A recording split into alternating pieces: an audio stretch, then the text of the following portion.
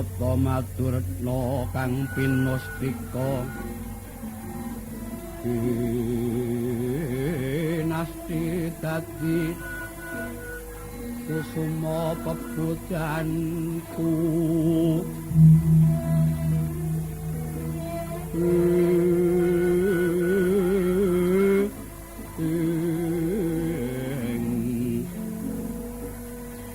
wong ira kang weh udah ing liya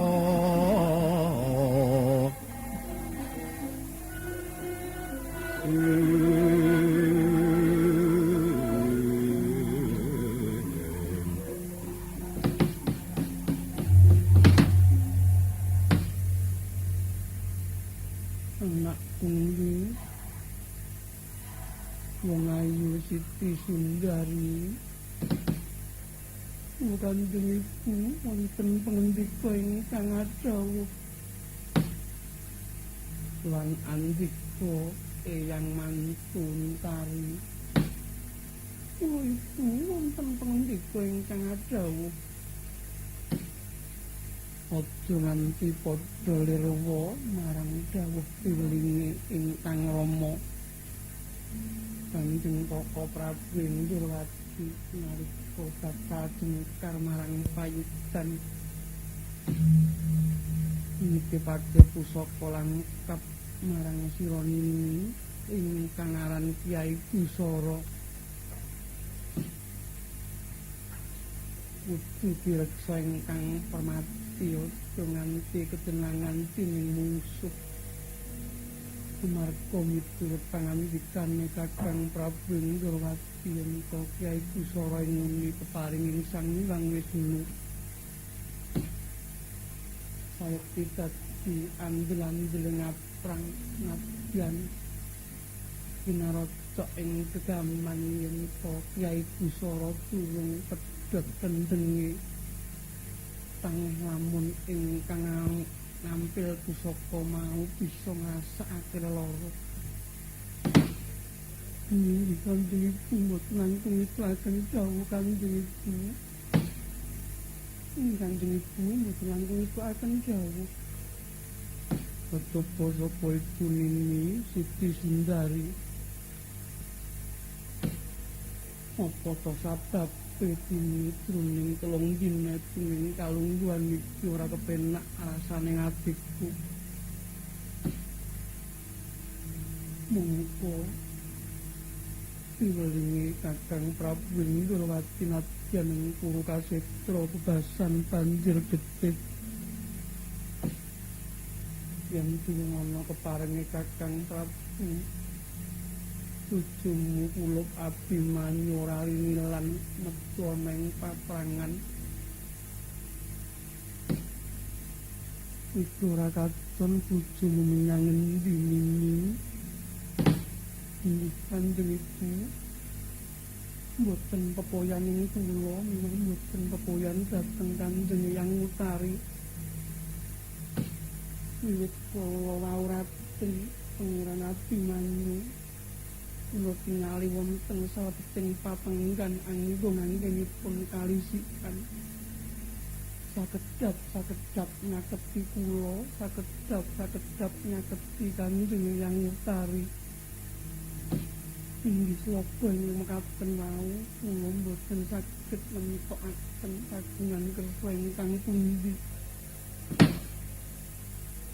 Nini wale-wale apa puniku bubar supena ini pasupenanku pakuwoning para putri ingkang ngeksa dening bojomu Si Abimanyu kaya kablabak ing banyu banjir jroning nganti peres tekan wuwungan kabeh para putri bisa numpak awa gabus nang apa sabab dene bojo Abimanyu jroning kentering banyu ora bisa timbul pas penan mengkono mau mahanane apa Nini Niku Kanjeng Ibu, boten benek kaliyan pasupenan kula adyan. Pengiten sawetawis nanging suraosipun sami. Kala ratri kula supena nitih kreta sarimbet lan ing Buta Pangeran Abimanyu. Buta nungklang temah bandang boten saged kapekak lampahing kuda katemplung ing talaga. Rasan kula nglilir saking tilem pasupenan niku badhe mbabar menapa Kanjeng Ibu.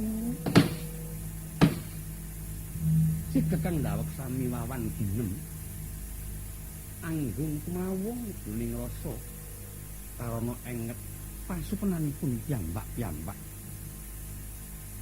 Dereng ngantos wiyos marih pangandikanipun Sang Wala Subadra repepeh-repepeh kaya sata mriyembaja swanipun ingkang anggung rinantos Sang Abimanyu Raden Angkawijaya.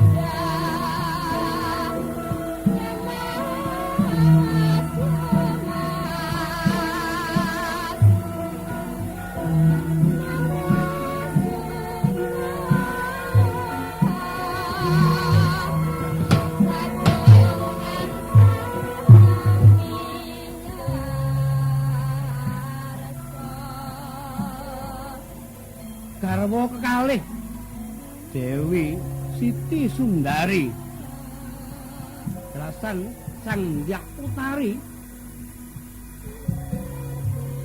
samya mapak arawipun Sang Bulaki anenggih Ari Sang Abimanyu.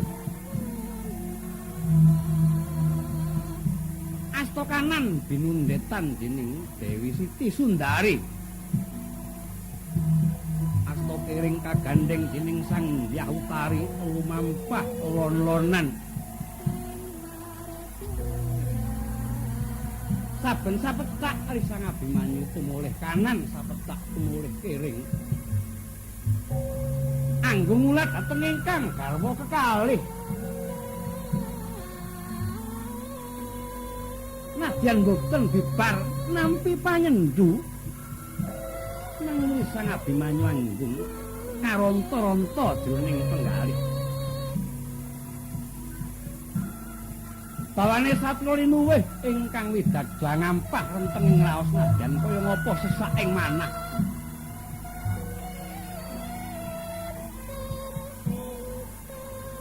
Boten kawidiling lisan anggung krecam-krecem kewala mulat garwa kalih.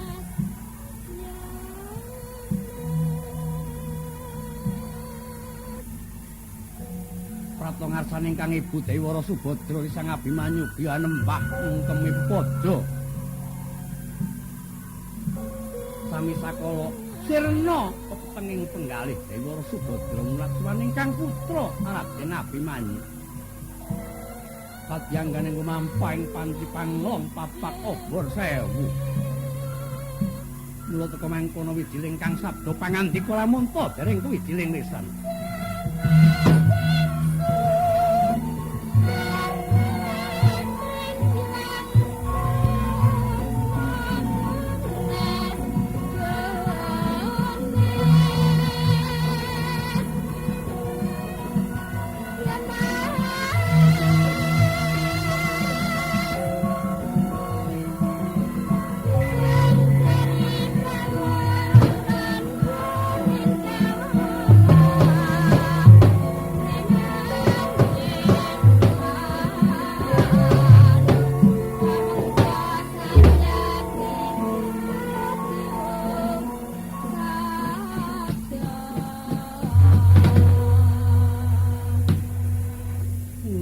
Abimanyu anak wong bagus nganti kaya ngenteni umwiring watu hitam cilemeng pawa gabus ini sira kula ontat saka pakuwaning pun ora pepoyan garwamu kabeh Kanjeng Ibu sewu-sewu ing lewatanipun ingkang putra ing wong kewadi diajeng pangaksama paduka sampun kinten kuwanemoho badhe njarak murang tapa krami wontenipun kula makaten abet anggen kula kepingin ngitali raos runtik ingkang nyatanipun kula dereng pinatah kardi nyangkul dijibahan lumados sing aprang nandhingi para Kurawa. Pasampunipun kula nyumerpi sanjawining pakuwon ngira pantes kula ngisep-isep pawartos mbok menawi wonten salah setunggaling bebaukanan Kurawa ingkang wani nindakaken karti sampe Katolik Mangendradala nedya nyolong lampah marwasa para putri ingkang wonten pakuwonipun Kanjeng Ibu sasampun langkung rumiyin kula mangertosi Kanjeng Ibu syukur mangayu bagya kula Pengiran menika wau saking tindak pundi Yayu Tari kumembeng netyane siadi adres widiling waspa kaya semu gedhetun mulat marang pun kakang apa to darunane aja nganti ketuwan rasa samar kang sarta was apa dene kuwatir pun kakang kudu ing pranat-panadyan geger walik watu ing Kurukasetra yen durung nampa dawuh kang sarta parintahe Kanjeng Prabu Indrawati pun kakang ora nedya jumangkah manjing payudan. Uga seperti dumurung mulai mekaten parang paduka pengiran. Pengiran. Apa Siti Sundari? Apa to sabdapipun pininggaken kados kalenggan menika?